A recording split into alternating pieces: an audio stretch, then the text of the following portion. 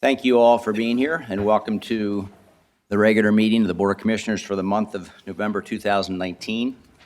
Last week, we had election, so we didn't have our work session. We normally have a work session the first Monday of the month, and because of the election last week, we did not. This will double as both a work session and a regular meeting of the Board of Commissioners. The Board of Commissioners did meet in executive session from 6 to 7 p.m. this evening to discuss legal and real estate-related matters. Unfortunately, Commissioner D'Amelio will not be here this evening. He had an outpatient procedure done. I spoke to his daughter this evening, and he's resting very uncomfortably at home, but he's home nonetheless and recovering. So he will not be joining us this evening and express his regrets. With that, I would ask our Township Manager and Secretary Dave Berman to please call the roll. Mr. Oliva. Here. Mr. McCluskey. Here. Mr. Siegel. Here. Mr. McGarity. Here. Dr. Hart has stepped away, but I'm sure he'll be here shortly. Mr. Wexler. Here. Mr. Holmes. Here. And Mr. Lewis. Here. Thank you. Please rise and join our Chief, John Viola, in the Pledge of Allegiance. Pledge allegiance to the flag of the United States of America and to the republic for which it stands, one nation, under God, indivisible, with liberty and justice for all. God bless America. Thank you, Chief.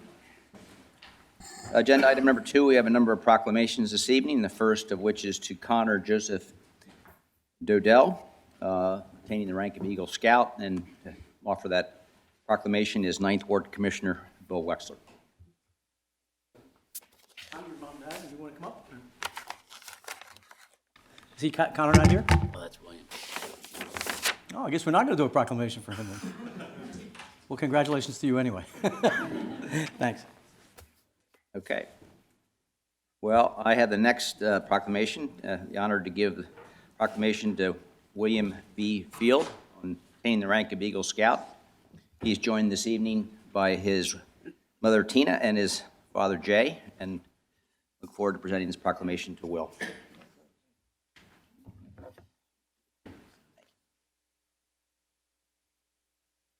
Yeah.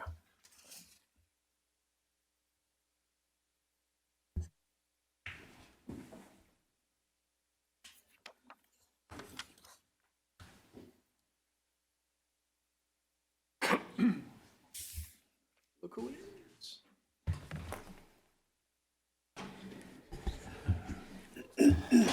Whereas the Board of Commissioners of the Township of Haverford, County of Delaware, Commonwealth of Pennsylvania, takes great pleasure in acknowledging notable achievements of young adults in the community. And whereas the Board of Commissioners wish to applaud William B. Field of the Boy Scouts of America, Troop 19, for attaining the rank of Eagle Scout and completing his Eagle Scout project. Whereas Will's Eagle Scout project was to organize and gather volunteers from his troop to paint the homestands and service shed at Caracong Field. And whereas Will's project was of particular importance, he played baseball for 5 years on the Nationals and the Marlins and was a team leader on both teams. Will has fond memories of his teams and teammates. He felt strongly about doing his Eagle Scout project at the field. It was known to be his second home away during those years. Now, therefore, be it proclaimed by the Board of Commissioners of the Township of Haverford, County of Delaware, Commonwealth of Pennsylvania, the said Board of Commissioners hereby congratulates William B. Field for your many contributions to your community with your long hours and dedicated work. Our blessings go with you as you face new opportunities and challenges. Proclaimed this 12th day of November, 2019, by the Township of Haverford Board of Commissioners. Congratulations, Will. Thank you.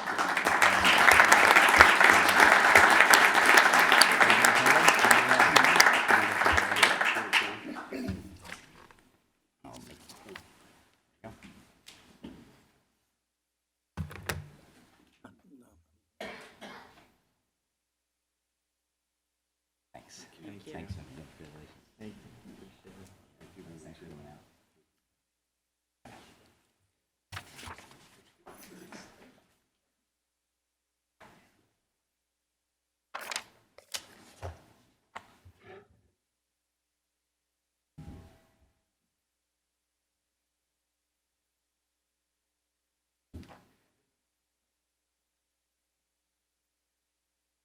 Our next proclamation goes to James McCanns, the recipient of the Chapel of Four Chaplains prestigious Legion of Honor Bronze Medallion. And to make this proclamation will be Vice President Holmes, and I will be joining him in awarding this to Jim McCanns.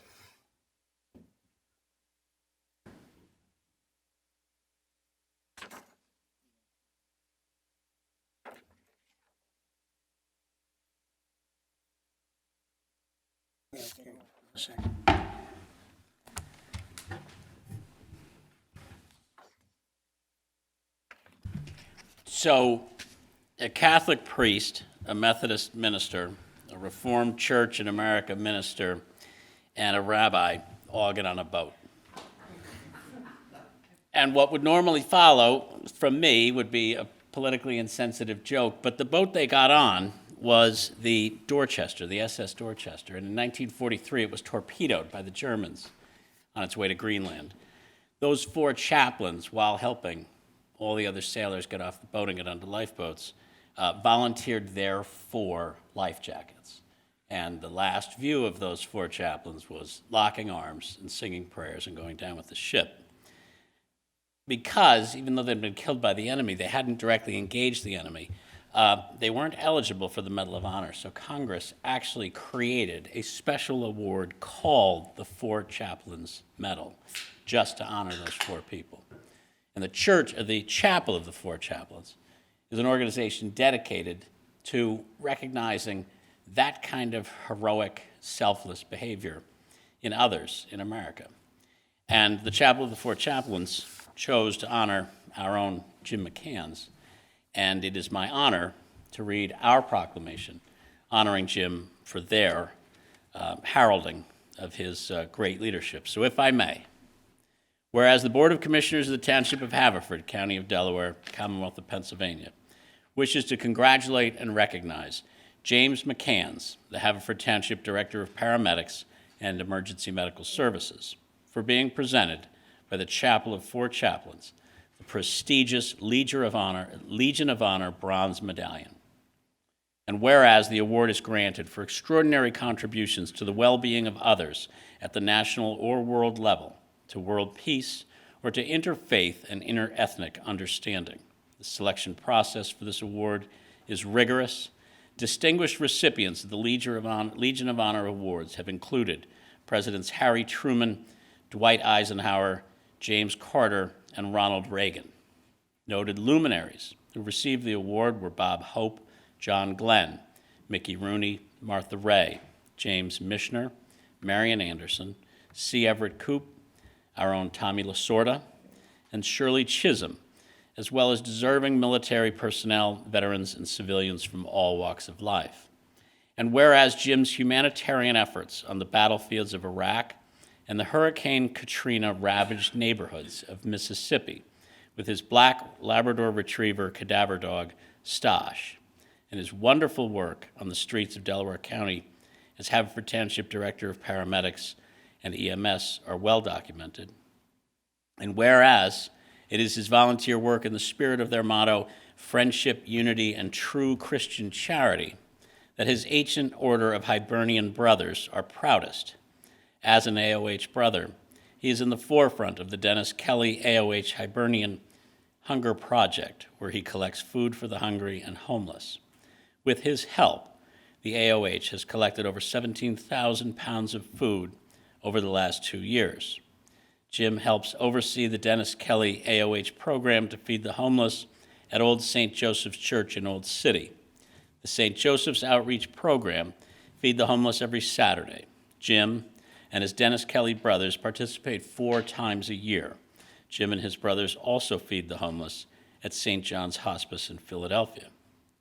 And whereas Jim spends countless hours bringing the opioid crisis to the attention of the community, in his off hours, he will speak to community organizations about the crisis and what is being done about it, including legislation which might be on the horizon to toughen laws on the sellers of those drugs.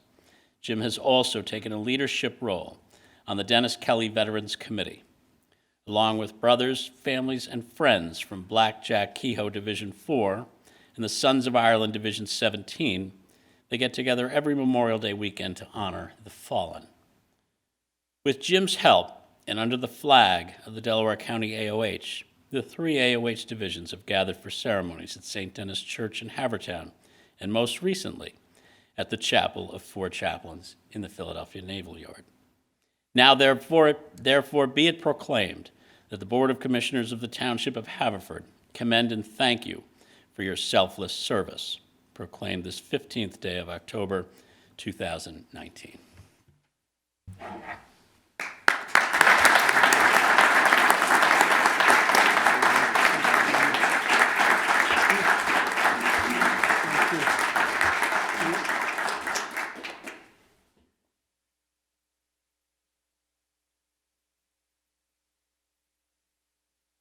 Thank you very much.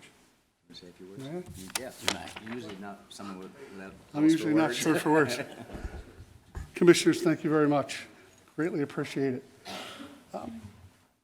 When I prepared my speech, it gave me like a month's notice, and I couldn't think of anything to say until the last day for this, when I received this award. But it called for some soul searching. And I started out by thanking my brother, John. John had joined a volunteer fire company here in Haverford Township. I'll tell you, knowing myself at the time, I never would have joined. But I went because my brother did. And that's where I actually got the roots and learned to reach out into a community. It started right here in Haverford Township at the Manoa Fire Company. I'm a member at Manoa because my parents bought a house in that area. It would have been Bon Air. It would have been Oakmont, Brookline, Lanark. But over the years, I've learned one thing about Haverford Township. While it's a fantastic place to raise a family and a fantastic place to live, it is an extraordinary place in a crisis. Every crisis that we faced, I could never tell if neighbors knew each other, were related to each other, if they're family, it didn't matter, the way we all took care of one another. And what I saw in the volunteer service, all first responders are police officers, our EMS providers. Everybody steps up, all the township workers, all hands on deck for every blizzard, every storm, every big crisis. And it's a great place overall. Thank you so very much.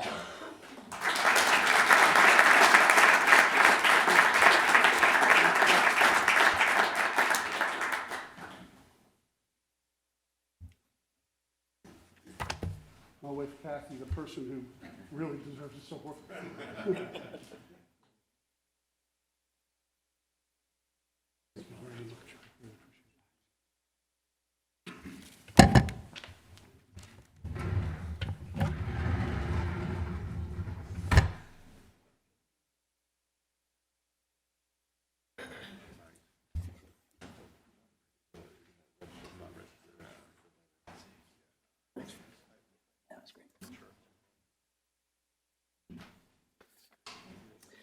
Okay, back to the agenda. Agenda item number 3 is appointment of Brian Barrett as our new Director of Parks and Rec. The motion. Mr. President? Yes. All right, you got this? Mario, that's you. Commissioner Oliva. I'd like to make a motion to appoint Brian Barrett as the Township of Haverford's Park and Recreation Director. Second. Moved by Commissioner Oliva, seconded by Commissioner McGarity. Any discussion or questions? I would just like to say that I can't think of anybody any better for this position. To follow up Tim Denny, I have nothing further to say than what a great job he's done over the last 25 years, and that he will be a great director of our Parks and Rec department. Any other I'll just discussion? note it makes perfect sense to me that Mario would nominate Brian as he was the star of the slideshow at Tim Denny's thing. And I'm happy to third or fourth your appointment as well, Mr. Barrett. Any other discussion? Questions? Okay, please call the roll. Mr. D'Amelio is absent. Mr. Oliva? Yes. Mr. McCluskey? Yes. Mr. Siegel? Yes. Mr. McGarity? Yes. Dr. Hart? Yes. Mr. Wexler? Yes. Mr. Holmes? Yes. Mr. Lewis? Yes. I Brian, would you just- like to make a few remarks? I would just like to add that if you want to be in the pictures, you got to go. Mary, I swear I thought it was your retirement dinner. We didn't tell him it was. Brian, 15-minute time limit here. Yeah, Don't I'll be very like brief. Denny now. I just want to thank the Township Manager, Dave Berman, and the Commissioners for their support. I have some big shoes to fill, but I have a great team to work with, and I'm looking forward to the challenge. So thank you. Congratulations.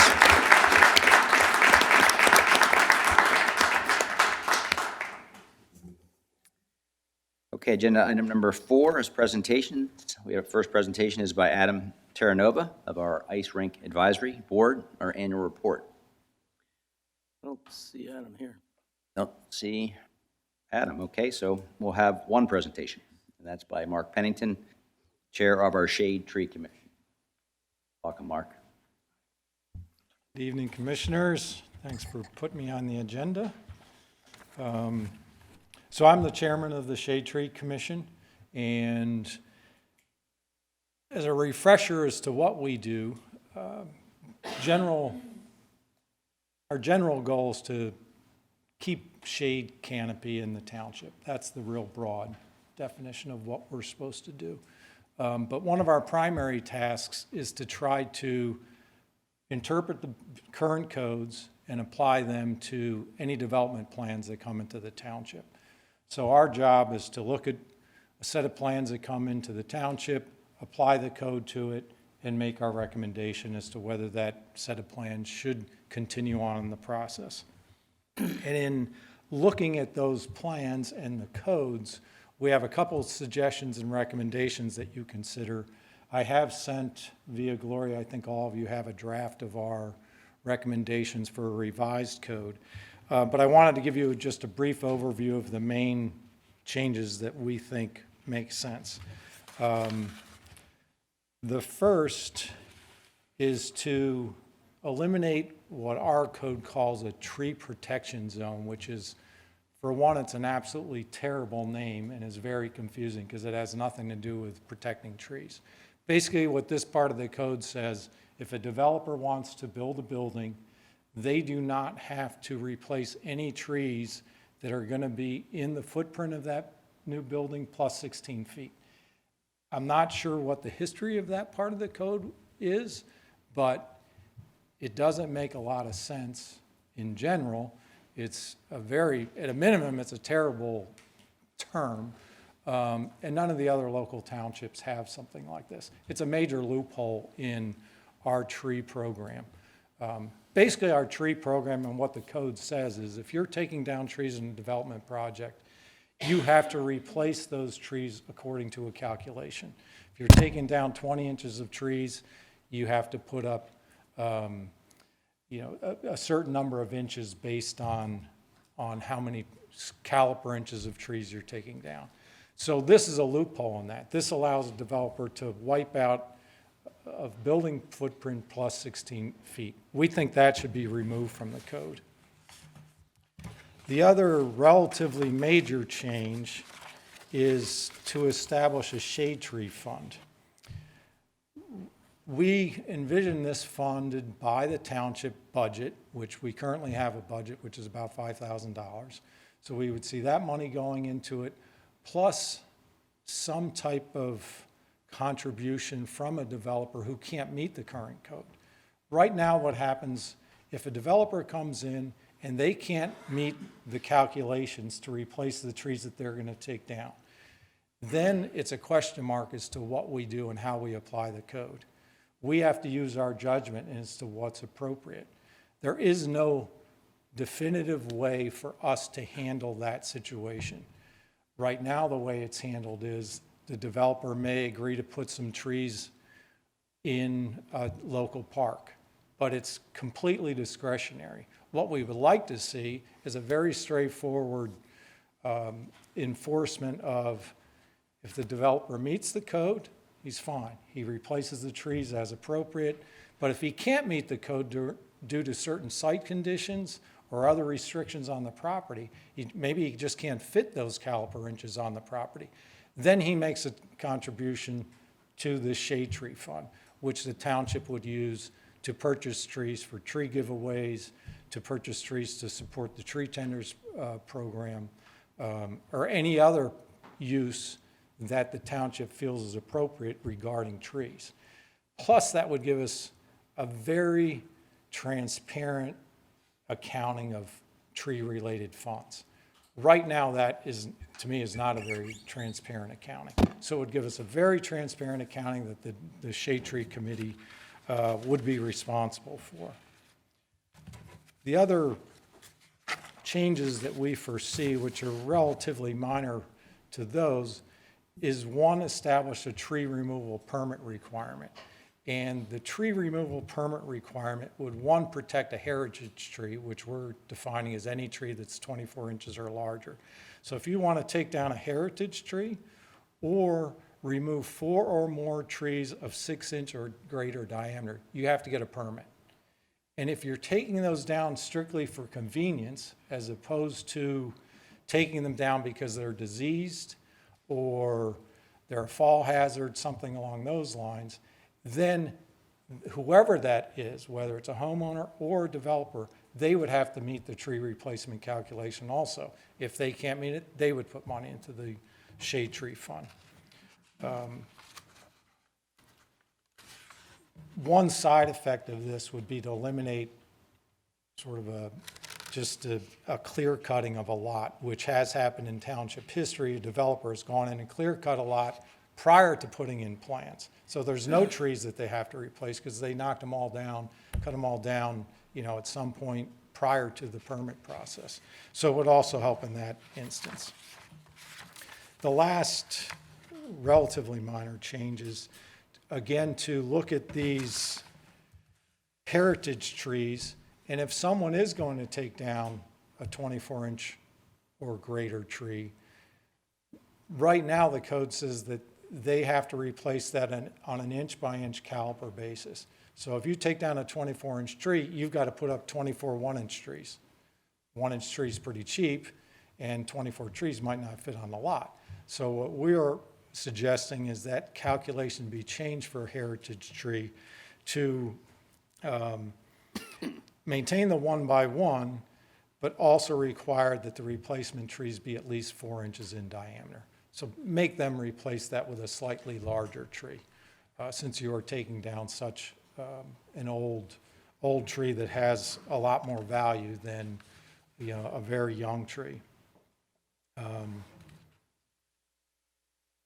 Those are the major changes. As I mentioned, you each have a draft, and the sections are highlighted that are changed. But this is a quick overview of what we think makes sense for the township. And I don't think it's all that extraordinary, particularly if you look at neighboring townships. I think we're still relatively lenient regarding trees and tree replacement compared to some of our neighbors. So we think it's reasonable. Along those lines, I know it's budget time. We've put in for a $2,500 increase in our budget from $5,000 to $7,500. We hope you consider that. The primary reason for that is to help fund another tree giveaway. We did a tree giveaway to township residents in October. We had 59 trees. The giveaway started at 9, and 9:20, all the trees were gone. We think there's demand. We think that would just be justified in the budget, a relatively minor increase. That's all I have. If anyone has any questions, I'll be glad to answer them. Mark, do you have any data on historically the tree canopy, we losing last 20 years? Is there any way of judging? And we had recommended last year that there actually be some type of survey in the township, which we obviously have not done. And so I don't have good data, but anecdotally, we all know we've had some major storms. We've lost trees. Pico is taking down trees left and right. We have a lot of mature trees. Some of those trees are reaching the end of their life. So I think anecdotally, it's pretty safe to say we're losing canopy. You make, two questions, actually. One is, did you recommend a fee for the tree? Is it per tree, or is it, how do we calculate? For the shade tree fund, Right, to we're replace not, the tree, we in aren't, lieu of, yeah. we're going to leave it up to the board to decide what that would be. But, you know, right now, we just had some trees planted at Coopertown School. They averaged about $600 a piece installed. So, you know, that's going to be a judgment call as to what we think is appropriate. The other concern I have is private property. We have two major golf courses within the township. I know the one near me is just taken out well over 100 trees in the last month. I don't know if we can control them. Have you looked at that? Like, I know the trend in golf course management is to reduce the number of trees on there because of the damage it does to their grass and their greens and that type of stuff, and wind. Is that an exception to what you guys are recommending? Our opinion would be, no, it's not an exception. It should be subject to a calculation. Again, our recommendation regarding tree removal, we would look at that as convenience. If they can show us that they were damaged or diseased, we think it'd be appropriate. But if not, again, the whole idea is for the good of the whole township, and they would make a contribution to the shade tree fund, and the township would use those funds to purchase trees to plant in public space.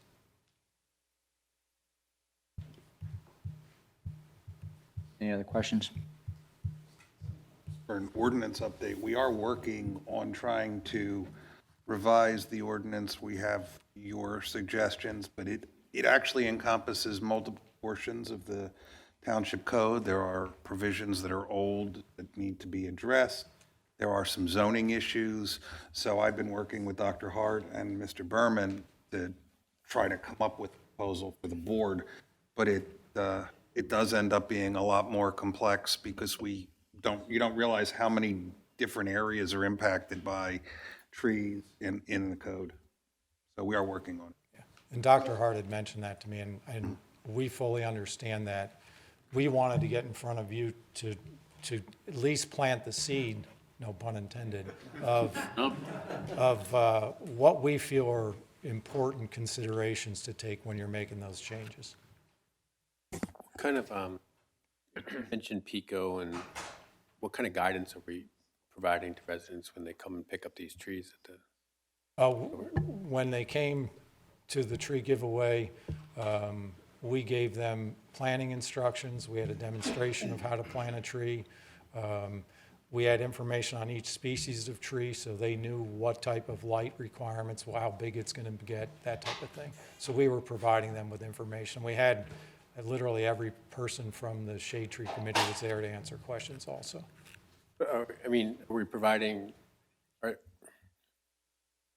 we pay attention to this, but are we specifically telling them, try to keep these trees away from the wires? Yes, we gave them information on that, yeah. Right. There's street shade tree requirements as to how far you have to plant a tree from the street, and also we gave them information about PICO and wires issues, and recommended that they call before you dig also for underground utilities. I just want to thank, on behalf of the board, just want to thank you, Mark, as chair of the committee, and the good work that you've done and your committee. I appreciate it very much. Thanks, Andy. Appreciate it. Thanks, you. everyone.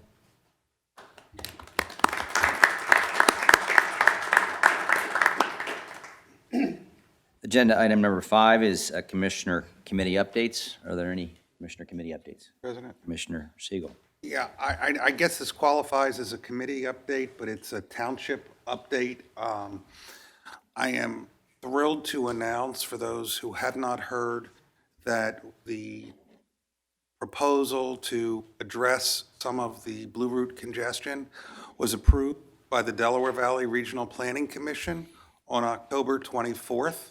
They approved funding of $2.849 million to rebuild, redesign, restripe the area essentially within Haverford Township from Lawrence Road and Westchester Pike to the Blue Route, northbound entrance ramps, including the traffic lights and all of the signals in the area. It started out, as I think many of you know, with Commissioner D'Amelio and me attending a meeting in Marple about the shopping center that's about to open in the next week or two in Marple. Commissioner Oliva got involved, and from there, this board got involved, and then Senator Dalen Leach, who's Chief of Staff, Judy Trombetta is here, who took the lead on this, built a coalition of elected officials. We worked with the township staff, Ms. Cuthbertson, at the end, Mr. Berman, previously Mr. Gentili, as well as Dave Pannoni, our township engineer. There were meetings with PennDOT. There were meetings about budget and funding. And remarkably, in a period of 18 months, that group was able to, and I just mentioned to thank you, Dave, about the Blue Route. We have been able to secure that funding through a Delaware Valley Regional Planning Commission grant. County Council was involved. Our own Kevin Madden, who is on County Council, our own resident of the 4th Ward, is actually the county representative to DVRPC. So we are pleased that this project has been approved. PennDOT was enormously cooperative, helpful. They took the lead. They actually secured the grant on behalf of all of the others. We anticipate that once design is done and bidding, construction, that hopefully the project would be completed in approximately 2 years. But it really does show the work of a team as diverse a group as you could imagine, politically and every other way. And I just want to thank everyone who was involved, because we couldn't have done it without all of you, all of us. And now it's not going to fix the Blue Route problems, but everyone agrees it will significantly reduce delays. Where I asked Mr. Pannoni, we're going to try to get there's some schematic designs available, and we want to get them so that the residents can really see them. But thank you to everyone. Now we just have to let PennDOT, I guess, move forward with their end, design, bidding, and all of that. And this project is not contingent on any other project. So once PennDOT does its thing and gets the applications and the bids out, they can move forward. It's not subject to any other projects they're involved in. So thank you all. I'd also just like to add, Jamie Santora was also involved in this group, and also Mike Zabel's office were involved in this project. So it was great job. Mr. President? Yeah, Commissioner. Just from finance, next Monday, reminder to all of my colleagues and to the public, it is our preliminary budget adoption meeting at 7 p.m. next Monday. And then the second final consideration of the budget will take place at our regularly scheduled December meeting. Thank you. Thank you, Commissioner Holmes. Agenda item number 6 is the Police Department crime update. Unfortunately, our chief had to leave because of an accident on Township Line, so we won't have a crime update this month. I might have it next week if we can, if it's possible. Agenda item number 7 is the Township Auditor update. Ross Anderson.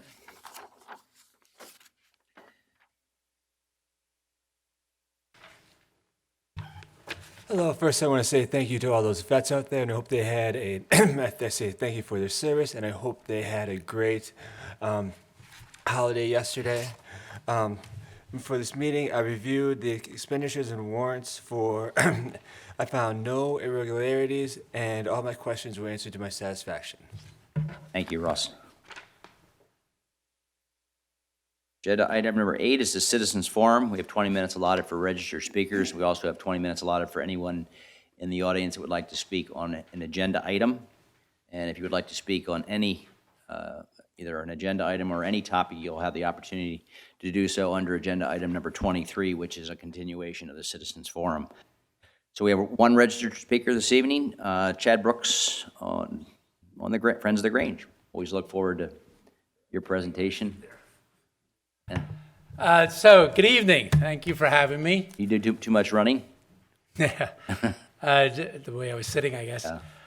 So thank you very much, Commissioners. I want to start out by saying that there's a big project going on at the Grange, I'm very grateful to the township officials that worked on it. The spring house, a large tree fell on it in 2017, and it's taken this long to get it going. Turned out there was a lot more damage than was known originally. But the township worked very hard, and the project is well underway now. If you go down, you can see the work being done. And it's important that we preserve the outbuildings as well as the main mansion. So it's a great thing, and it'll be well used. The beekeepers use it. So thank you very much. We will be facing some challenges in 2020 because historic properties now are subject to ADA. And the Historical Commission, the Delaware County Historical Commission, is going to come out and do a survey and see where we may be out of compliance and how we can comply. But that will be important. That'll be an important part of 2020. The main thing I'm here, of course, is to talk about the holiday festivities. I want to give a shout out to, so at the end of October, we closed down for a month to begin decorating the house for the holidays. And everything comes down from the attic, all the decorations. And that is made possible because of two high school groups, two Haverford high school groups. The Interact group and the Business Leaders of America provided volunteers. And these kids were fantastic. I say it every year, but I'm impressed every year. Really a shout out to their parents for raising these wonderful kids. They worked so hard, and anything you ask them to do, they do it. It is really remarkable. They have a good time. They have pizza afterwards. It fills the house with joy, and it's really a delight for me. So our Christmas season begins November 30th through January 6th this year. As in the past, the train display will be free. The mansion tours are $5. The tours are Saturdays and Sundays, with the exception I'll give you in a second, from 1 to 4. So I really, really encourage you to come and your constituents to come. It's our main fundraiser, but it is a lot of fun. It's a great way to celebrate the holidays. This year, we're going to try and do 2 night tours. This is new for us. We don't know how it'll transpire, but on December 23rd, there'll be a tour, and then, which I think will work, but it's a little iffy because people are so busy before the holiday. But the second time will be January 6th, which is Little Christmas, as you know, in the Latin community. They celebrate the Three Kings, and I think it's a perfect way. It's 12th night, and it's a perfect way to end the season. So we'll do a tour that night. That'll be the last tours. But the train guys have volunteered, and we'll be there. The Grange does have a Christmas party. It's a very small affair, lasts for 2 hours. It's on Sunday, December 8th. And the tickets are $35 a person, but if you want to do a +1, any type of couple can do it for $60. So you have that type of thing. Our sister organization is the Historical Society, and they have their house tours December 8th from 1 p.m. to 4 p.m. It's $25. If you've never done it, you should. It is really fun. If you like open houses, you like to peek in and see other people and how people have transformed their homes. I've done it several times now. I've always enjoyed it. The families are great hosts, and I think you would really, really like it. So keep that in mind. So kind of block off December 8th, and you have 2 great historical events to go to. The tour starts, and this is on their website. I don't expect you to remember it, but the tour starts at 102 North Lexington Avenue or 805 Beechwood. You can start at either location, and then you get the other houses that are part of the tour. You get a map and the locations, and you get to see some historic homes and what people have been doing to them. It's really, really interesting. We're trying something new this year on Saturday, November 30th, which is our first tour date. We're going to do a Winterfest from 1 p.m. to 6 p.m. There will be house tours. The Cobbs Creek Model Train Railroad will open up.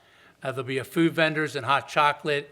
There'll be holiday vendors, including the Ballackinwood Garden Club and the Vintage Antique Sellers. The tree lighting ceremony will be at 4:45. It will last about 15 minutes. And then there'll be story time with Santa for the kids. I believe Santa's going to read the night before Christmas. Those of you who have visited the Grange before know I have an extensive collection of Night Before Christmas books. So I'm hoping that Santa will do a great job. And then beginning then, after that, December 1st through January, the house tours. Now, you probably heard in the media, the season is very short this year because Thanksgiving is as late as it can come. Thanksgiving is the 28th. So please come and support us because of the short season. The one day, on the day of the party, there will be no tours. It'll just be the Christmas party that date. The other thing that we're doing this year that we're going to try, and I have some forms here, is in Sunday, February 16th, we're going to have George and Martha Washington visit the Grange. And as you know, there's an extensive correspondence between them. They were a fascinating couple. She supported him throughout the Revolution and then in his presidency. And we have two reenactors who will display them. We would hope that, we don't know the price yet. It's going to be February 16th, 2 to 4, because we're hoping that we get sponsors, and you'll see that on the paper here. So we're hoping that we can defray the cost through sponsorship and have it there. Now, one final thing, I can't resist, Mr. Lewis referred to it, is that there are 4 runs in Haverford. We're a great running community. I don't think any other community has the opportunities that we have. So this Saturday, the Dewey Decimal, that benefits the library. And by the way, all these runs have a charitable purpose. November 30th, Cardinal Foley does a Thanksgiving turkey trot type of run. December 7th, the Recreation Department puts on the Chili Run. A lot of people ask me about trail running, and they're a little hesitant. This is a really well-marked trail. It's not overly technical. It is Haverford Township, so it's very hilly, but it's great. It's great to be in the winter woods. There's a nice celebration afterwards, a very friendly gathering. If you ever wanted to try a trail, I recommend it, December 7th. And then December 14th, the Reindeer Romp is the second oldest after Haverford Township Day, the second oldest run in the town, and it has raised hundreds of thousands of dollars for the American Cancer Society. Kevin Nolan, who operates it, saw that maybe attendance was lagging a little bit. He changed the course last year, and it was a tremendous success. It's December 14th. It begins at 3 p.m., so it's a little bit different timing there. And then part of the celebration is you get vouchers for either a free beer or pizza or both at various vendors in the town. Various establishments have agreed to provide pizza and beer for the runners. So we expect 600 or 700 people. They changed the course this year to make it a little less impactful on traffic, and we're going to run it opposite what we did last year. But we expect it to be a really big event and really big success. And all these events, by the way, are walker-friendly. So you don't have to be a runner, you don't have to be an athlete. You can just come out and support these various charities. So thank you very much. I hope I see you in the holidays. If you can come to the party, come to the party. But if you can't, bring your friends and family. They will enjoy it. I guarantee you, if you have any holiday spirit at all, no matter what your persuasion is, I think you'll enjoy seeing this historic home decorated. Any questions before I step down? Any questions? Jimmy? Well, Andy, I'd like to say that, Chad comes up here just like you see tonight, spends a lot of time here going through all his notes that he has written down there. Chad is one of our big assets down at the Grange, along with a lot of other volunteers. They're all volunteers at the Grange. And if any of you want to see a Christmas decoration that you think could be the best, come down and see Chad's, because it is the best. And if you can find one better, let me know and I'll go check it out, okay? When he tells you about the trains and all those different things, that's no lie. If any of you had kids, take them down there. Once you take them down there this year, you'll be back year after year after year. Every year, the trains get better, bigger, and it's just a wonderful thing. They don't charge you. They just have a donation thing there. If you want to put $1 or $2 in it, that helps for the following year to build it back up again. So Chad, thanks for all your work, and tell all those people, the volunteers, and we have people in their 80s down there that are running all over the place just to keep the Grange Estate up to its high qualities to where it should be. Thank you, Chad. Could you send the commissioners a PDF of the activities? Yes. We can shoot it out to our email list? I'll send it to the manager. That'd be great. Thank you, Chad. Any other questions?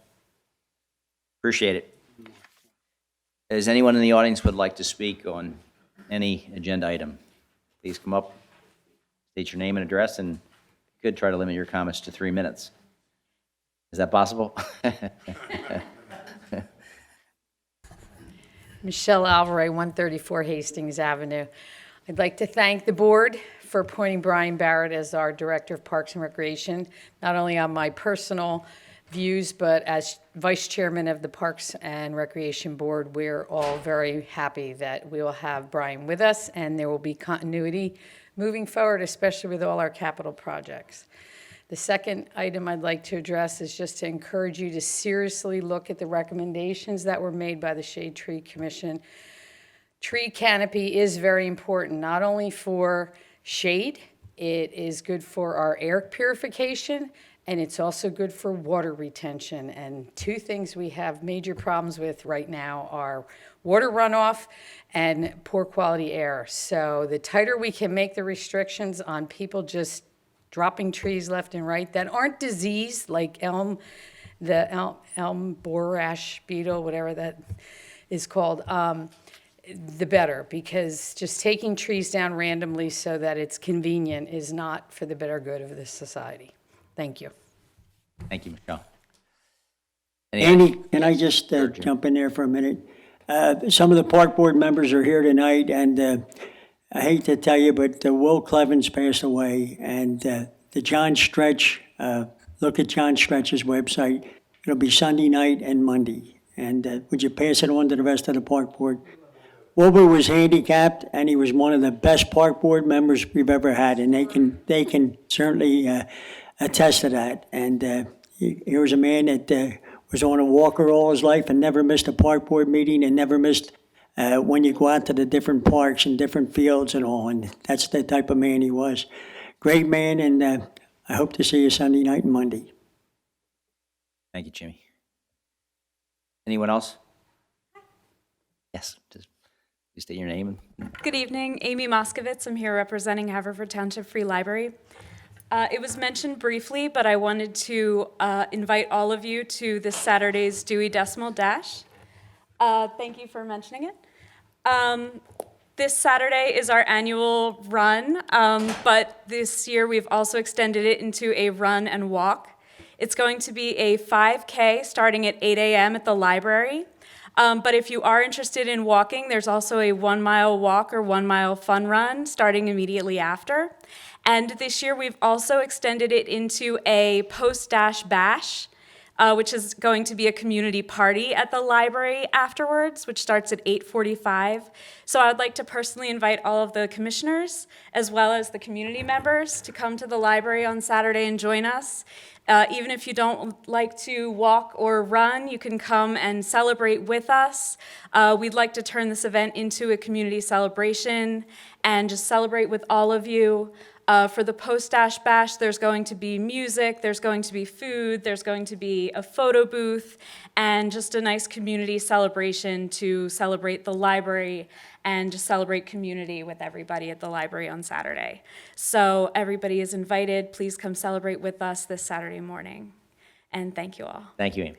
And everybody was given some information about some other Yes. events happening at the library as well. Yes, thank you. Is there anyone else that'd like to speak on an agenda item? Okay. Agenda item number 9 is the Township Manager update. Dave Berman. Mr. President, thank you very much. I have a brief PowerPoint with some information this evening.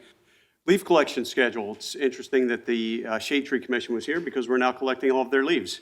And believe it or not, we're on schedule so far this year. Hopefully we don't get any snow. We don't want to have to change all the trucks over to snow and winter weather and then change them back to leaf season. We want to stick with the leaf collection.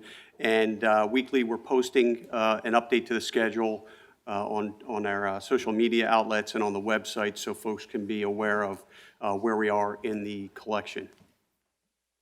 Interestingly, we're also seeing evidence of the spotted lanternfly. And so I want to talk briefly about this. All of the slides that you're about to see were downloaded from Penn State University and Extension, the United States Department of Agriculture, and the Pennsylvania Department of Agriculture. They've all joined forces to try and contain and control the spread of the spotted lanternfly, which, as you can see, has been here since as early as 2012. Most important thing, in my view, it doesn't bite. It doesn't sting people. So really, we're not aware of any specific harm that it does to people. So when it feeds on the sap of certain trees, the trunks and the stems and the leaves, and it excretes a sticky, sugary substance called honeydew. So it attracts other insects like ants, bees, wasps, hornets, flies, and it causes the growth of a sooty mold on the host plant and also on the soil surrounding the plant. So it's really, frankly, quite unpleasant. And it feeds on a lot of things that we like to feed on. Some of the vegetables, blueberries, hops, peaches, apples, and it's a threat to our economy because in Pennsylvania, we have a lot of those products that support our economy. So that's the really important part of controlling the spread of the spotted lanternfly, is that we're concerned about the impact it may have on our economy. And so the 2018 quarantine order states that no one may intentionally move any viable life stages of the spotted lanternfly from within the quarantined area to outside of the quarantined area. And as you can see on the screen in front of you, the quarantined area is most of southeastern Pennsylvania, and it's growing. And that's updated regularly on Penn State Extension's website. So this means that residents and workers should inspect any items that may have the insects or their egg masses before moving the items. I have a quick slide here about the spotted lanternfly life cycle. And this time of year, we're mostly going to see the mature adult spotted lanternflies, and we're also going to see a proliferation of egg masses. And so here you can see the spotted lanternfly adult is about 1 inch long, and it's a 1/2 inch wide when it's at rest. They have red hind wings, which they show when they're startled or when they fly. But most of the time, you'll see the adults resting with their forewings folded over their backs. These forewings are gray mauve with black spots. Remember, they don't harm people, so you can go ahead and swat or smash as many as you can whenever you see them. We're also going to see egg masses this time of year. So the spotted lanternfly females lay columns of eggs, and there are 30 to 50 eggs per mass. And the overall length of an egg mass is about 1 inch. So what are we going to do? We're going to scrape and we're going to destroy those egg masses. They'll lay those egg masses almost anywhere. Fence posts, cinder blocks, rusty metal, playground equipment, landscaping equipment, your trucks, your cars. And they're laying those eggs from mid-September through spring. So you'll see this. You may find those egg masses from mid-September through spring. So spotted lanternfly egg masses are the #1 way the pest is transported. So they'll lay that egg mass on a car or a truck, and that's how it gets transported outside of the quarantine area. So the egg mass that you see on the screen they start out shiny gray and putty-like. I think it's pretty obvious on this screen. And then over time, it dries and it cracks. So these two photos show the same egg mass taken 4 months apart. You can see how the covering has deteriorated over time. And sometimes the females don't cover all the eggs. So you may see an egg mass, but you may also see individual eggs that are not covered. Can you see the egg mass on this tree? It's right there. And here's another one where you're looking for the egg masses, hard to see, but when we modify the screen, you can see them pretty clearly. Here are the egg masses here. You see any here? This one's a little tricky. They're huge compared to the size of the spotted lanternfly. And here's another one. This looks like a cinder block, and they're all over it, but you can hardly tell. Spotted lanternfly and gypsy moth egg masses look a lot alike. The covering for the gypsy moth is more fibrous and generally tanner in color. Gypsy moth eggs are more spherical than spotted, yada, yada, yada. You should feel free to destroy gypsy moth egg masses too. What should you do when you find the egg mass? You practice mechanical control, and that means you scrape it, you destroy the egg mass, you scrape them into a container of rubbing alcohol that will kill them, then double bag them and throw them away. You can also smash the eggs. One of the things that we've done over at the reserve is wrap the trees with an adhesive wrap so that when early in the season, when the nymphs, the smaller spotted lanternflies, hatch, they'll crawl up and down the tree to find a place to have their meal, and they'll get stuck to that adhesive. That's an effective way to control the spotted lanternfly. There are other ways that you can explore pesticides, herbicides, and other mechanical methods that you can try to control the spotted lanternfly, but the ones that we've tried are the most uninvasive. And just as background, there's a public meeting. There happens to be a public meeting. It happens to be tomorrow night from 7 to 8 p.m. at the Conshohocken Free Library. And again, I've downloaded these slides from the extension, the Penn State extension, and the website is extension.psu.edu /spotted-lanternfly. So that's all I have for this evening. I have a question. Fire away. Kind of a stupid question, but do they actually fly?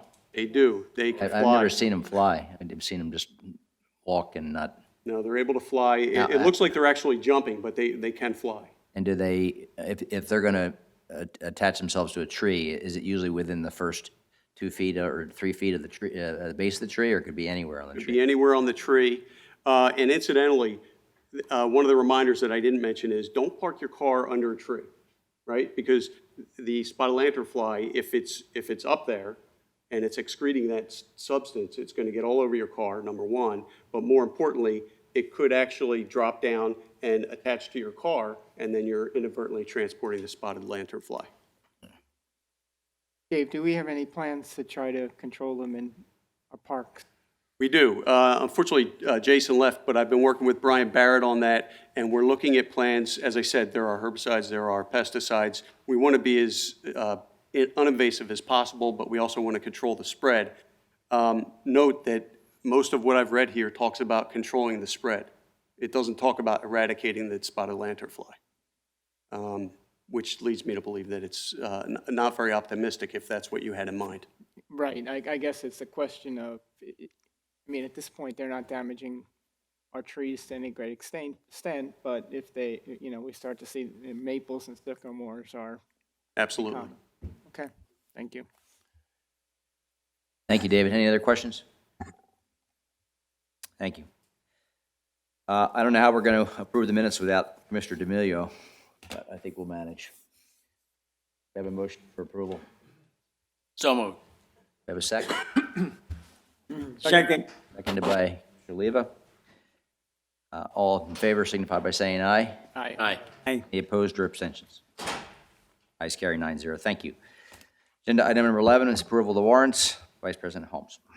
Mr. President, I move we approve warrant number 11 of 2019 totaling $3,895,161.90, comprising the general and sewer fund payroll for October 17, 2019 in the amount of $691,135.57, the general and sewer fund payroll for October 31st, 2019 in the amount of $765,578.44, general fund disbursements number 11 of 2019 in the amount of $628,126.76, sewer fund disbursement number 11 of 2019 in the amount of $110,090.16, community development block grant fund disbursement number of 11 of 2019 in the amount of $135,071.42, Capital Projects Fund Disbursement for 11 of 2019 in the amount of $133,285.65.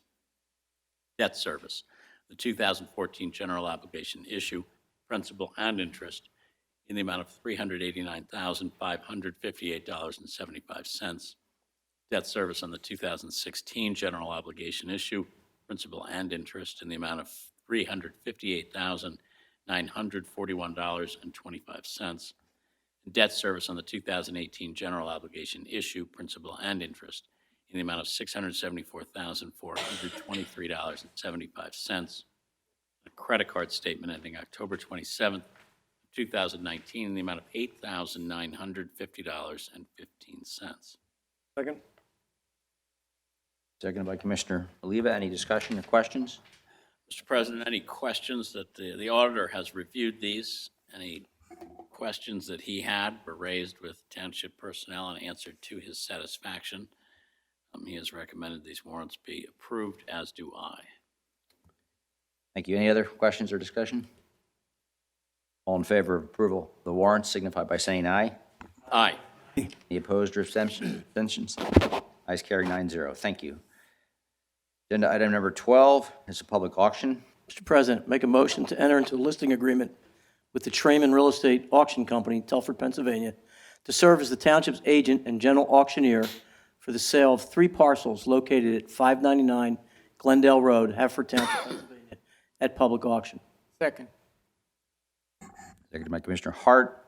Just for the benefit of the public, this is the auctioning off of 3 parcels, formerly the Rec Department's building on Glendale Road. The terms of the agreement with Trayman, the significant terms are that it's not an absolute auction, so the township has the right to reject any and all bids. They're not deemed acceptable or worthy. Also paying Trayman a 3% commission, and the buyer would be paying a 3% commission, and also we'd be paying for advertising and promotion of $4,000, which is to our benefit, because obviously the more bidders we have in bidding for these properties, the better, probably the better return that we'll get.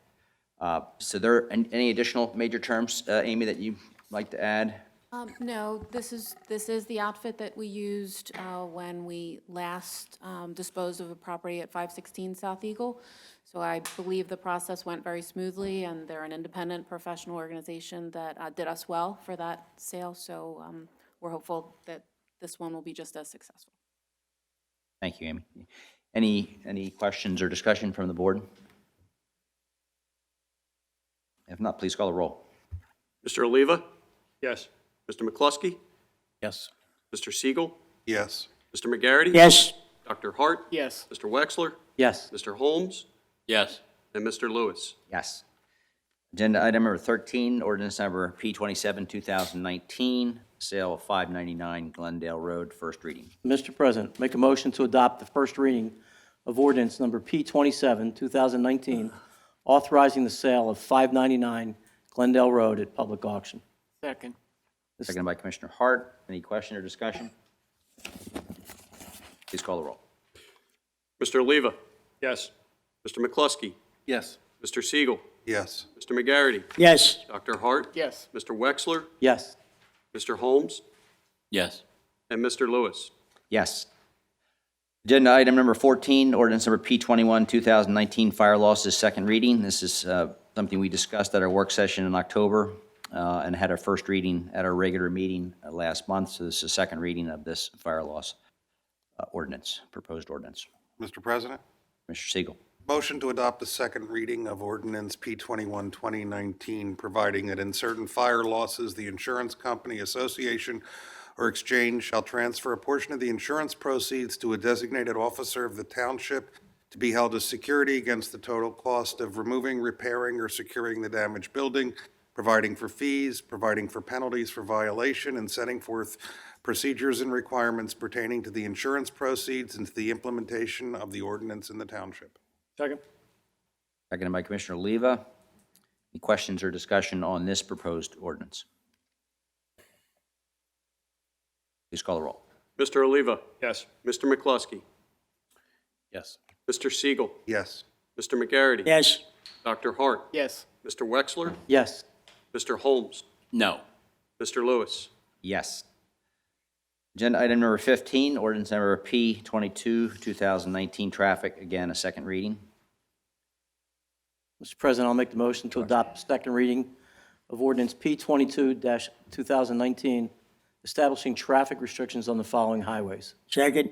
Stop intersection at Lee Circle, direction of travel both at the intersection of Gaynor Road.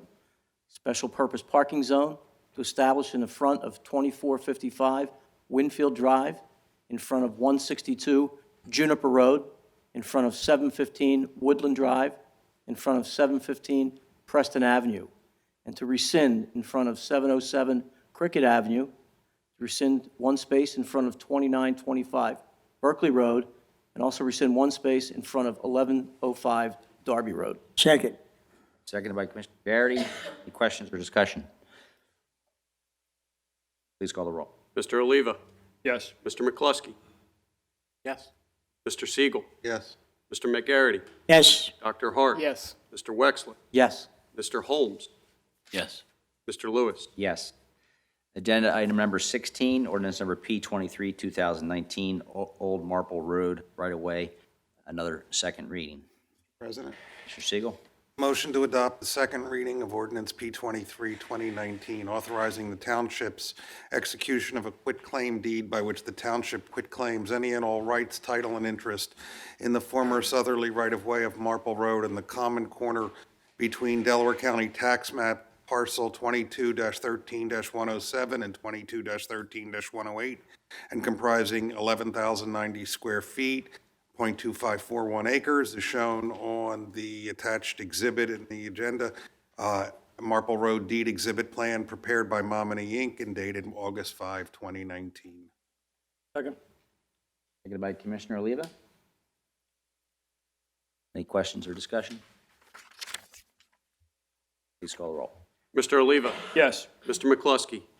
Yes. Mr. Siegel? Yes. Mr. McGarity? Yes. Dr. Hart? Mr. Wexler? Yes. Mr. Holmes? Yes. Mr. Lewis? Yes. Agenda item number 17, ordinance number P26, 2019, second lease agreement with AT&T Mobility Corporation. It's a first reading. Make a motion to adopt the first reading of ordinance P26-2019, approving the second lease amendment with AT&T Mobility Corporation, the manager for New Singular Wireless PCS LLC, pertaining to a ground lease for a portion of the property located at 2080 Old Westchester Pike, Haverford Township. Second. Second by Commissioner Hart. Again, this is amending an existing ground lease. It's basically, we're going to have five-year renewals, which would be effective September 1st of 2020, and at a rate of $1,950 a month with a 2% annual kicker increase. I think they're the major terms of the agreement. Anybody have any questions or discussions about this agreement? Does that include property taxes? No, this is just a ground lease, so there's no property tax issues. Don't we? The tower pays it. Okay. No other questions? Please call the roll. Mr. Oliva? Yes. Mr. McCluskey? Yes. Mr. Siegel? Yes. Mr. McGarity? Yes. Dr. Hart? Yes. Mr. Wexler? Yes. Mr. Holmes? Yes. And Mr. Lewis? Yes. Agenda item number 18, resolution number 2160-2019, adoption of township debt policy. Mr. President. Holmes? President, I move we adopt resolution number 2160 of 2019. The Board of Commissioners would like to formalize a debt policy to provide structure and strategy regarding the issuance of debt with the intent to review periodically. Second. Seconded by Commissioner Oliva.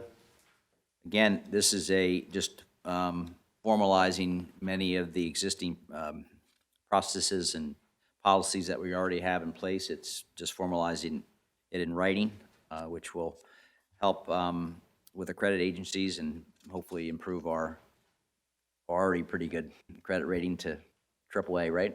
That's the goal. I hope so, maybe. This is just another step in the process. I don't know whether you want to add anything, Commissioner Holmes. Just that this came from the collaboration of our finance director, as well as with our financial advisors who've worked with us in the past, and then in some circumstances, we took an even more conservative approach than had been suggested by the advisors. We have reviewed this and discussed this previously at a work session, but it was just taken off the last agenda, so I certainly enthusiastically support its passage. Any questions, discussion? And please call the roll. Mr. Oliva? Yes. Mr. McCluskey? Yes. Mr. Siegel? Yes. Mr. McGarity? Yes. Dr. Hart? Yes. Mr. Wexler? Yes. Mr. Holmes? Yes. And Mr. Lewis? Yes.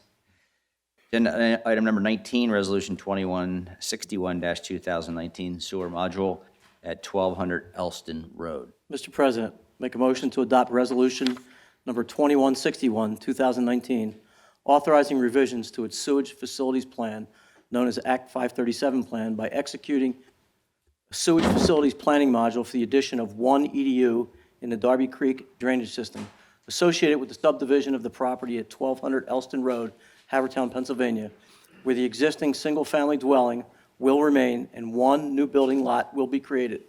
And the submission of the module is authorized for submission to the Department of Environmental Protection for its approval as a revision to the official sewage facilities plan of the Township of Haverford.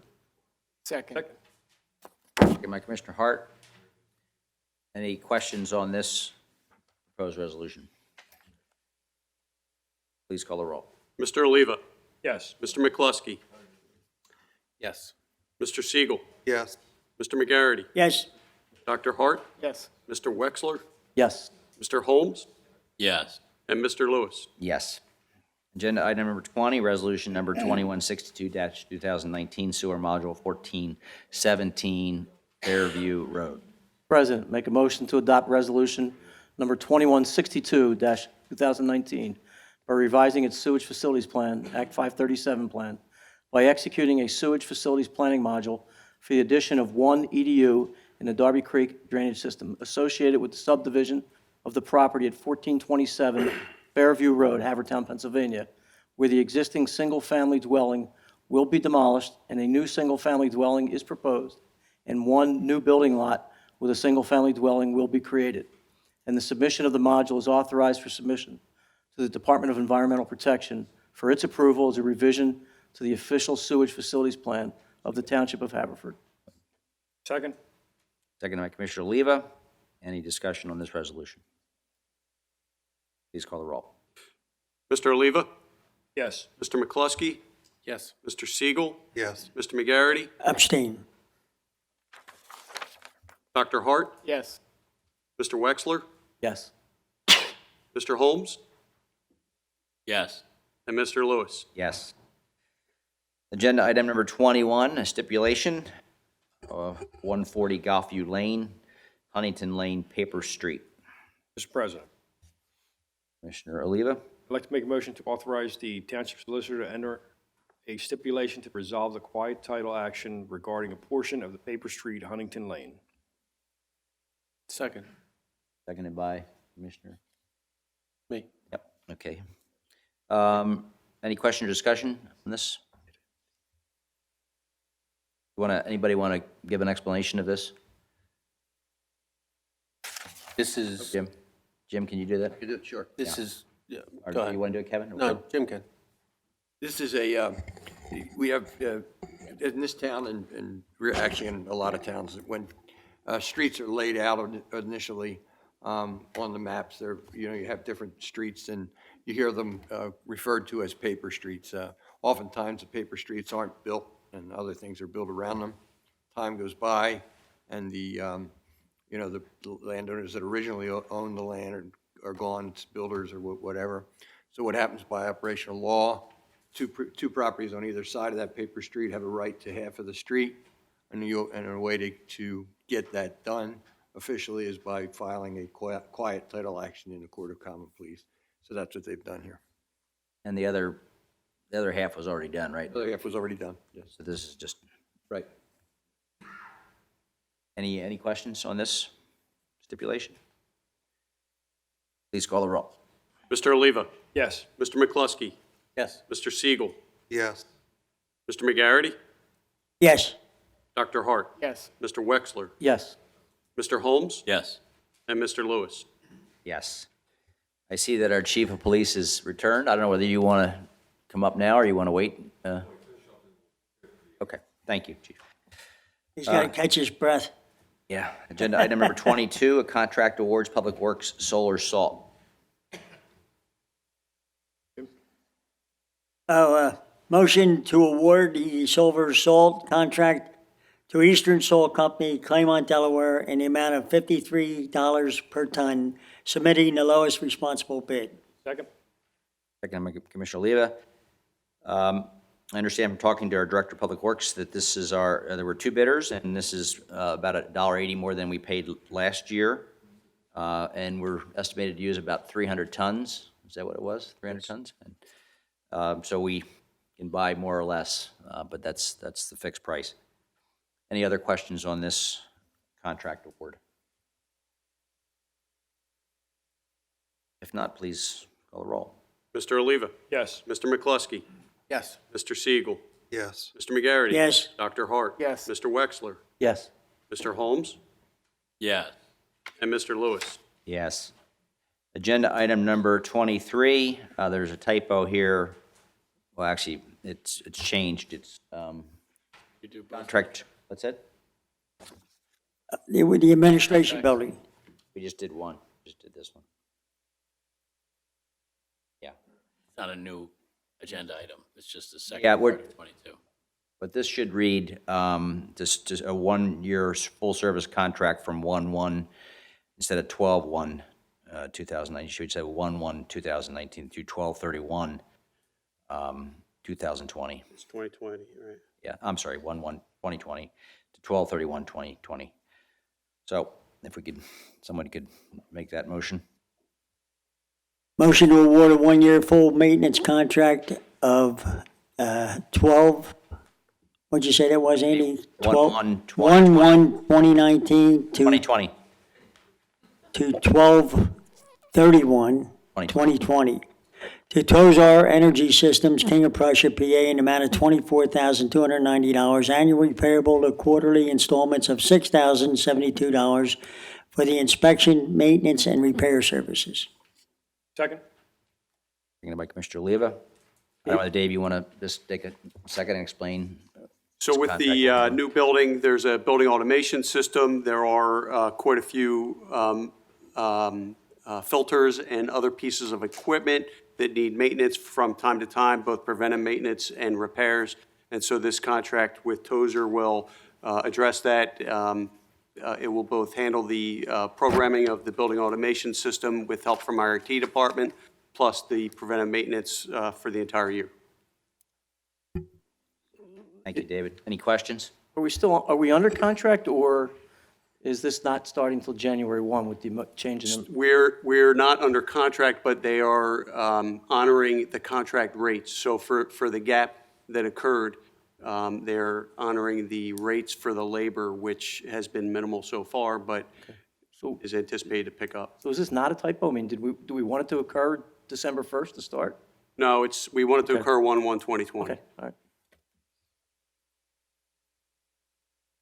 Any other discussion or questions? Please call the roll.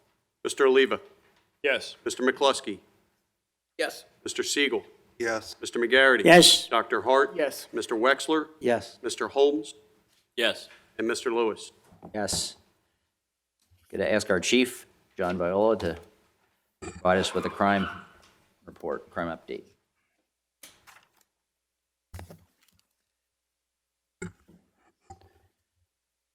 Everything all right on Township line, or? It was a fatal accident. Oh. Pedestrian. Police, we're down there investigating it now, so. That's sad news. So the monthly chief's report for October 2019, we had 22 criminal arrests, 1 juvenile arrest, 172 traffic citations, 22 non-traffic citations, 251 written warnings, and 271 parking tickets. 2 burglaries, 1,000 block of Sproul Road. House was under repair, and the victim reports that some tools and some copper pipe was missing from the house. 800 block of Aubrey Avenue for a unknown female actor inside the house, which was a burglary in progress. The actor fled up the street. Canine was dispatched, and the canine tracked the suspect to a neighboring property, and the female was arrested and charged accordingly. 0 burglary attempts, no aggravated assaults. We had 1 sexual assault, the 100 block of Myrtle Avenue, which is still under investigation, and we had a domestic sexual assault on the 2700 block of St. Mary's Road. We had 2 motor vehicle thefts, unit block of Township line from a U-Haul, which we get on a regular basis. The vehicles aren't returned. The driver was arrested by Falcroft PD. And another one, 1500 block of Briarwood Road. The victim reports an employee stole his work truck. We had 18 attempts and thefts from autos, 12 unlocked vehicles. We had 4 work trucks broken into over the past month with the locks punched out. And 2 vehicles were entered with windows broken, which is the same problems we've been having with that Fenley Lane gang that we attribute that to, which is happening up and down the East Coast. We have 5 bicycle thefts and canine usage. We had 9 canine usages and 1 resulted in a drug arrest. That's the report. Questions for the chief? Thank you. Thank you, Chief. Back to the agenda. Agenda item number 23 is a continuation of the Citizens Forum. Is there anyone in the audience who would like to speak on any topic, agenda or non-agenda? Please come forward, state your name and address. Yeah, I'm Brian Ramona. I'm at 14 North Belfield Avenue. Recognize your voice. What's that? Recognize your voice. You may have heard it somewhere. It's actually kind of ironic that Chief Iola was just up here talking about a fatal accident, because actually what I wanted to bring up was something in regards to a fatal accident from 3 years ago where I watched literally my neighbor murdered. This was on September 6th, 2016. Some of you may remember it was the day after Labor Day. As I was walking my dog out in the front yard, watched my neighbor driving down the street, pulling out onto the Township Line Road where he was savagely murdered by a truck going nearly 100 miles an hour. Now, we have another fatal accident tonight. I don't know if speed was involved in that, but I see speeding every day. I literally practically dodged somebody on Belfield Avenue tonight, just getting into my car, coming down the street and looking at the stop sign and just basically forgetting it, and about 45 miles an hour in a 25 mile an hour zone, ending up down at Township Line Road more often than not during the day, showing me that I'm either number 1 or number 2, if you know what I mean. So there's a bill that was put through the Senate recently. I believe it was in June or July. I think it's Senate Bill 670. This is a repeat of the bill where local police would be allowed to use radar. And those of you who don't know, the state of Pennsylvania is the only state in the United States that is not allowed police officers in local municipalities to use radar. Now, would radar have saved David Powers on September 6, 2016? I don't know if that's the case. I honestly don't. All I know is that we've seen too many incidents with speed. That very night, there was a second accident less than a mile away at State Road and Township Line Road, where another motorist in a motorcycle was killed going too fast, not negotiating the curve, and ending up head-on into a tree. I urge you to, all of you, not just the commissioners, for any context that you have, particularly with Mike Zabel's office, Jamie Santora that day on September 6th, when I called and told him what had happened, called me within an hour, and within a week, we were working on legislation that did pass, but didn't get through the Senate that time. This has been an ongoing problem for 50 years, where the legislature has been trying to get this bill passed. So anybody, call your representative, call Senator McGarrigle. Senator McGarrigle was very supportive of this as well. Chief Iola and his people are being hamstrung and can't do their job to the fullest extent that they could if they had all the tools. The bill has bipartisan support in the Senate. In the House, it's languishing. There are silly reasons on either side, some claiming that it's a cash grab by small municipalities. Some claim that it's unfair to those who don't have the means to pay these tickets. But can we afford to see a 6-year-old run over in a local street? It's going to happen. I just hope that we can do something about it before it does. Thank you. Thank you. I think your point is right on the mark. It's a real problem. We really are hamstrung with this, the inability to have radar, because now we're left with using distance measuring techniques, which, it basically is an inefficient way to catch speeders, and they're not as accurate as radar, so there's a 10-mile-an-hour leeway, so they have to be on 10 miles and over speed limit rather than 6 miles if you had radar. So yeah, I've been a traffic reporter in this town in Philadelphia for 30 years, so I've seen it all. I've never seen one with my own eyes like I did that day. I can close my eyes and see it every day since, and I don't ever want anybody to have to see the same thing, because it's not something that you ever will forget or you can ever want to forget. And I think the idea that this is a fundraising thing for municipalities is a misnomer. It's absolutely false, because of a chief of a ticket that's, pick a number, $167.50, how much do we get? About $12. About $12. All the rest of it goes to support the district justice The system. different funds within the state. Yeah, so we get, it's not a profit center at all in any way for any municipality. So that's a false argument. And Chief, you could probably speak to the fact that there are on occasion speed traps that have been run by state police, but you have Yes, to pay we use them as much as they can get here on Township Line. And as a result of those two accidents, the road was reconfigured and paved, which allowed the turning lanes with the help of Jamie Santor. So it helped a lot, but you are 100% correct that the tool for us with the radar would be an asset. It's so labor intensive for us to set up a speed check now and to catch speeders. And Township Line's a difficult street to do it on also. Thank you very much for those words. Sure, absolutely. Thank you, Brian. Thank you. Appreciate it. Yeah. Does anyone else want to speak on any? Yeah, okay, Ross. Sports related? I could throw in there. I have nothing but the Eagles this week, Okay. but that's only because they didn't play. All right, first, I want to congratulate all those that won their elections. Campaigning is tough, and elections can be stressful. Even Bill Wexler, the Republican, got quite the challenge from Bill Wexler, the Democrat.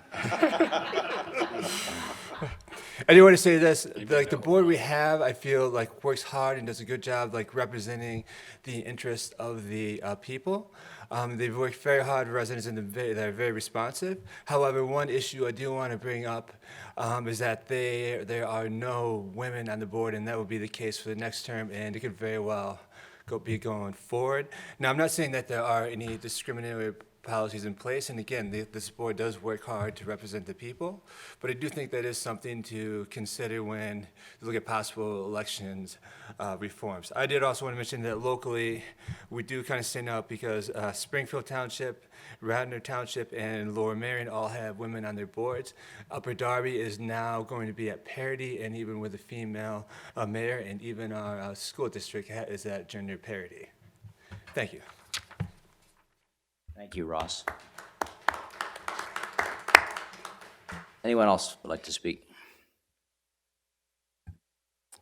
Okay, we'll turn to agenda item number 24, new business. I think Commissioner Siegel has new business. Well, yeah, we actually have two items. The first, I would like to make a motion to place an item, Ordinance P28, 2019, on the agenda. Second. Discussion? All in favor signify by saying aye. Aye. Any opposed? And now I'd like to make a motion to adopt ordinance number P28, 2019.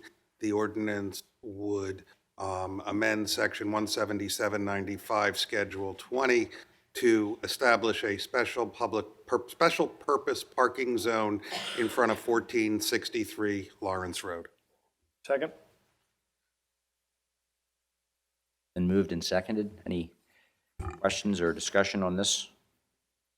Can we just explain what this is? Yeah. Is it a handicap spot or something? It would be, yes, a special purpose, which is typically handicap.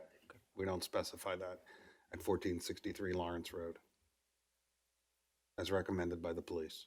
Thank you. Any questions? Please call the roll. Mr. Oliva? Yes. Mr. McCluskey? Yes. Mr. Siegel? Yes. Mr. McGarity? Yes. Dr. Hart? Yes. Mr. Wexler? Yes. Mr. Holmes? Yes. And Mr. Lewis? Yes. Your other new business? Yeah, I would ask to place on the agenda authorizing the solicitor to represent the township's interest in the Buck Lane matter. Okay. Second. I'd like to just make, I guess it's a motion or resolution to authorize the solicitor to participate and represent the township's interests in a pending zoning matter relating to 752 Buck Lane. Thank you, Commissioner Siegel. Second. Seconded by Commissioner Holmes. Any questions or discussion? All in favor signify by saying aye. Aye. Aye. Any opposed? Ayes carry. Thank you. Any other new business? We'll now turn to other business. Start with Commissioner Oliva. All right, I'd like to, those who live in and around Lanark Park will see we are replacing all of the equipment there piece by piece. Starting today, we've removed the old piece last week, and we're beginning to put in the new piece. So probably by spring, we'll be all complete over there and ready to go. A brand new park going in over there. It's been 30 years since anything's been done inside that park. So we're really happy, and I'd like to thank the board here for their support of the funds for the park improvements that we're doing all through the township. You may have seen along Manoa Road, right by the police station, the boring that's going on in the ground for the bridge that is going to go across Manoa Road when the trail goes through from Lanark into, now you'll be able to walk from those students or people who live in along Woodland Drive and on the west side of Darby Road will be able to now safely go to the middle school or to the high school without crossing any major roads other than right at the Darby Road at the high school, at the middle school. So this has been going on for a while, and so the process is now beginning. We're going to start seeing, so if you see stuff along there or along Lanark Avenue, that's what's going on there. And we hope that to be complete by 2021, completed. I think it'll be under construction in 2021. Okay, so under construction in 2021. And then, of course, I'd like to welcome Connor to the board. Connor Quinn is a new addition to the Board of Commissioners. When I joined the board in January of 2006, I came to some of the meetings just to see what was going on before I decided to run, and he was in the audience, and he's been in the audience from then until now, every month. Missing a couple in the summer, but he's really just made for this job, and I'm just so glad that he is going to be on this board. So great job.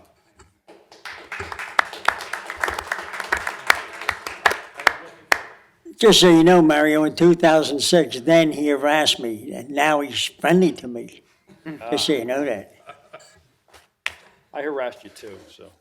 Commissioner McCluskey. Sure. On this Sunday, November 17th, 2019, at 7 o'clock, an organization called the Opioid Crisis Action Network is having a fundraising concert at the Ardmore Music Hall on Lancaster Avenue. It's an organization created by two Haverford Township residents, Larry and Heather Arata, who lost their son almost 2 years ago to addiction. The concert will feature a couple bands. There's tickets available, and all the proceeds from the event will go towards writing grants for those in recovery who cannot afford to be in treatment. So it'll provide treatment opportunities for those who cannot afford it and are in desperate need of it. So I encourage all of you to attend if possible or donate. It's November 17th, 2019.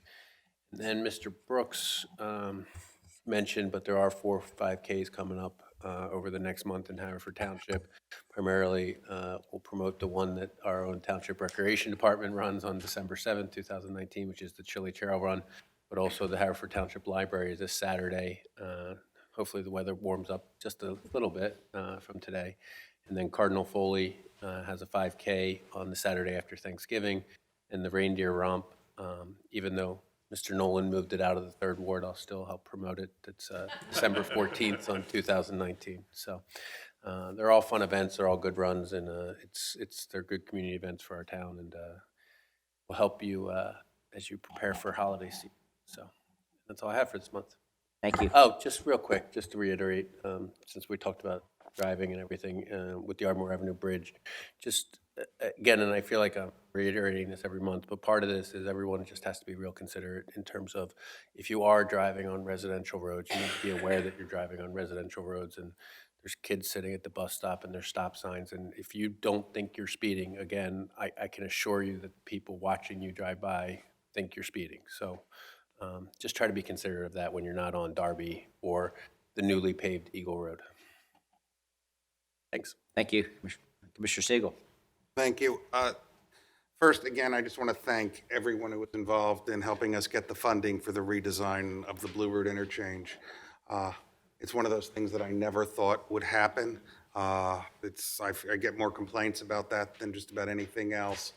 And it's nice to see that we actually were able to move forward, and 18 months is a remarkably quick time to have accomplished what we did.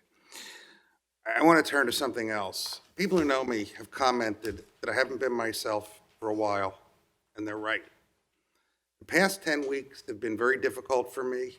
During that time, I've been the focus of hateful and at times anti-Semitic email and social media attacks from those who disagreed with our township's actions relating to the Bonaire Fire Company. I am honored that my colleagues here have supported me publicly and privately. Words can't express my thanks for the support I have received. In light of what I was going through, I should have done what I always try to do and not respond. Rather than embrace this board's support, the staff's support, and the support of so many others, I reacted. I misdirected my anger by arguing with or attacking some, even on this board, and others. I was wrong by allowing that vocal few to provoke me. But moving forward, I hope that, and I believe that we will continue to work together in a unified manner to fight hate and bigotry. Thanksgiving. Thanksgiving is a time for thanks for what this country offers to us, and we should all embrace that. And I wish everyone a happy, safe, and wonderful holiday. Thank you. Thank you, Mr. Siegel. Commissioner McGarity. Yes, earlier I had talked about our former Park Board member, Will Clevens, and I'd just like to take the time to thank Brian Barrett and Tim Denny, who immediately came over to Will Clevens' side to give him support. And I'd also just like to say that Will was, like I said, a handicapped person who did an excellent job on the Park Board and deserves all the support that he deserves. And his family wants everybody to know thank you for all, especially Father Gallagher and Jack Schweider, for immediately coming up there, the same as Tim Denny did. He was there immediately. And Will couldn't see them, but recognized their voice. And you could just see in his eyes that he was so happy that they showed up. And that's something that Jimmy McGarity will never, ever forget. So I thank you very much from the bottom of my heart. That's all I have for tonight. Thank you. Commissioner Hart. Congratulations are in order to the Haverford High School football team. They've won their first 2 playoff games and will be meeting Downingtown West Friday night in the semifinals of the district. So good luck to them. Tomorrow evening at 6 p.m. in the Township Building, Chief Viola and I will be here. We'll be available to meet with residents who have further questions about the reported sexual assault in the Chatham Village area. If there's any updates, I'm sure the chief will supply them then. Great news, unofficially, the Manoa Road Bridge will open tomorrow. Lead a parade down there. There's certainly a number of residents who will be very happy. And finally, I just wanted to bring up the library. It's been now more than 6 years that this board has talked about renovations or moving the library. We've gone through 3 elections. It's time to move on this. This is not fair to the people who live in the Brookline neighborhood. It's not fair to the people who work in the library, and most importantly, to the people who use the library. We need to get the facts out and make a decision in the coming months. And that's all I have. Thank you, Commissioner Hart. Commissioner Wexler? Yes, sir. I just have a couple of things. November 21st will be my quarterly meeting with the Hilltop Civic Association and Ninth Ward Citizens group. It's at 7 o'clock on that Thursday, the 21st. I'd also ask for patience along Eagle Road by Thompson Park. As Mario mentioned, we are doing a lot of renovations. Part of the renovations in the park system is the sidewalk along Thompson Park. That sidewalk is now blocked with traffic barriers on the traffic side and big gouge where the kids can't walk to school. So I ask all motorists to be careful going up Eagle after it turns from North Drexel to Eagle, past between Steel Road and Manoa School. I'd also ask if we could have a patrol car there because we got a lot of kids walking to Manoa School and they have to go on, some are going out to the street, which is very dangerous. And the holes where they took out the existing sidewalks for the next couple of days will be very dangerous. So please bear with us. The result, the end is probably a few days away with the weather, but the result will be better. And I ask for your patience as we make that sidewalk finishing there. So, and I'd also, Dan Alvar, thank you for your statement. That's a pretty, I'll say, courageous statement to make in public. And thank you, and thank everybody for your support. And we do support you. And happy Thanksgiving to everyone else. That's all I have. Thank you, Commissioner Wexler. Commissioner Holmes? Mr. President, thanks. Just an alert to folks that are in the Ardmore Avenue Bridge area. The temporary speed bumps that were put up for traffic calming during that that were put down on the road, have to be removed for winter. And now that we've had our first official dusting of snow, you may see those barriers come up on your roads. I assure you, this is not a plot by your commissioners to remove these in the dead of night. This was something we always had to do for purposes of our being able to plow our streets. And so I do appreciate everybody's patience while that was going on and while they were being installed. So I just wanted to make sure everybody understood that that's possibly coming. And I agree with Dr. Hart. By the time we get around to doing something about the library, I think we're just going to be telepathically taking books out of the library with our minds. So I agree with you and hope we can move quickly on some resolution and a united front on making changes, making badly needed changes to the library. And finally, I want to thank our president for allowing me to present the proclamation for Mr. McCann's. It would seem in reading through his proclamation that Mr. McCann's did an awful lot of extraordinary things to warrant the attention of the Chapel of the Four Chaplains, but really at its core, what Mr. McCann's did was just exhibited and acted on his care for his neighbors. As we come into winter, it is a reminder to all of us that we can all be a Jim McCann's in our own neighborhoods, and we can look out for the neighbors who can't shovel their own driveways, who can't shovel their own sidewalks, who maybe haven't appeared in a day or two in bad weather, and we can check on them and make sure they're fine.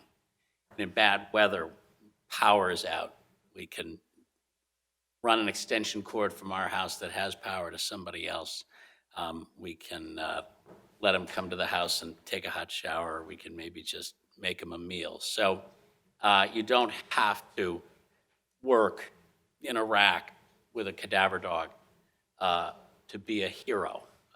You can be that in your own neighborhood by just looking out for everybody. And as the winter approaches and snuck up on us today, I just remind everybody that that's a time for us to rethink that and try to emulate our local as well as our national heroes. So that is all I have, Mr. President. Thank you, Mr. Holmes.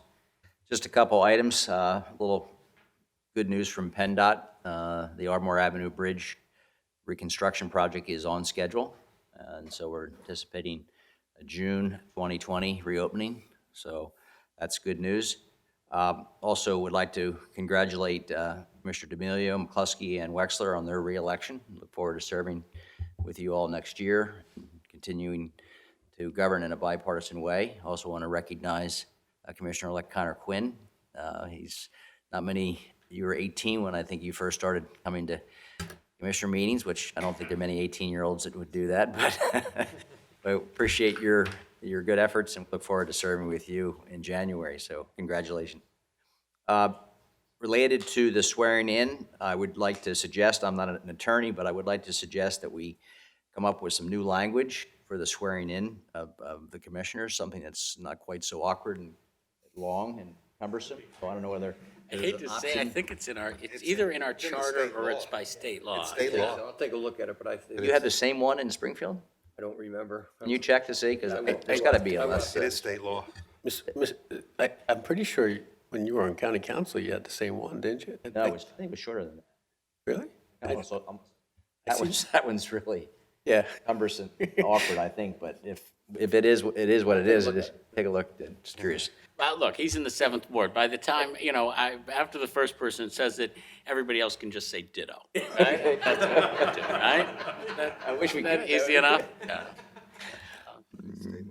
Yeah. Okay, and then finally, I'd like to just acknowledge Commissioner Holmes' son, Kevin Holmes, is in the audience with us today. He's a second-class midshipman on the United States, with the United States Merchant Marine Academy.